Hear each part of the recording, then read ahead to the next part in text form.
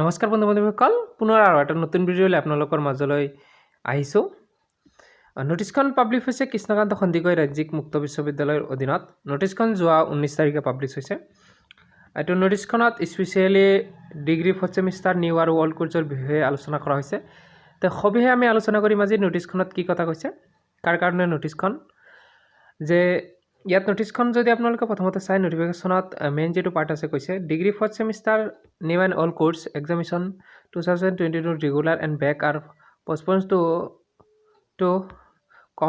commence in November December 2022 the learners who desires to appear in the said examinations as back candidate will have to fill up the examination form and pay the required examination fee as per the dates fixed and maintained below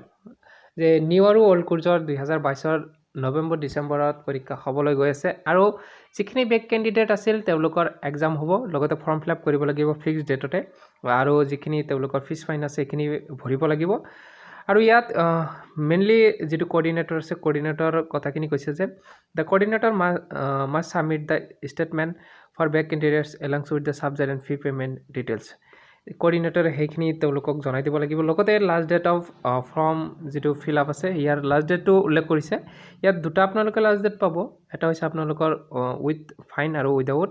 fine যদি আপোনালোকৰ কোনো ধৰণৰ fine নভৰে তেতিয়ালৈকে 20/10/2022 লৈকে আপোনালোকে form fill up কৰিব পাৰে আৰু যদি এইখিনিৰ সময় সীমা উকলি যায় বা সময় পিছত যদি আপোনালোকে ফৰ্ম ফিল আপ কৰে তেতিয়া 25 তাৰিখলৈকে লাষ্ট ডেট বঢ়াই দিয়া হৈছে এইখিনিত কিন্তু আপোনালোকে কিবা এটা তেওঁলোকক ফাইন ভৰিব লাগিব তাৰ পিছত আপোনালোকৰ কোঅৰ্ডিনেটৰৰ যিখিনি ষ্টেটমেন্ট বা কনফিডেন্সলি তেওঁলোকৰ সাবজেক্ট ওয়াইজ আৰু তেওঁলোকৰ যিখিনি এলিজিবল ক্যান্ডিডেটস বেক আৰু ৰেগুলাৰৰ তেওঁলোকৰ ফালৰ পৰা এটো 31/10/2022 লৈকে তেওঁলোকৰ যিখিনি আছে এইখিনি ডিটেইলছ তেওঁলোকক জনাই দিব লাগিব আৰু তেওঁলোকৰ যিটো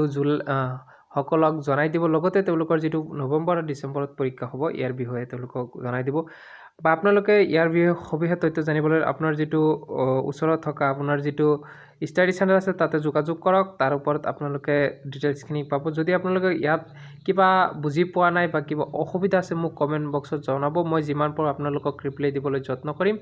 তেতিয়ালৈকে আজি ইমানতে এৰিছো পিছৰ আৰু এটা ভিডিঅ'ত লগ পাম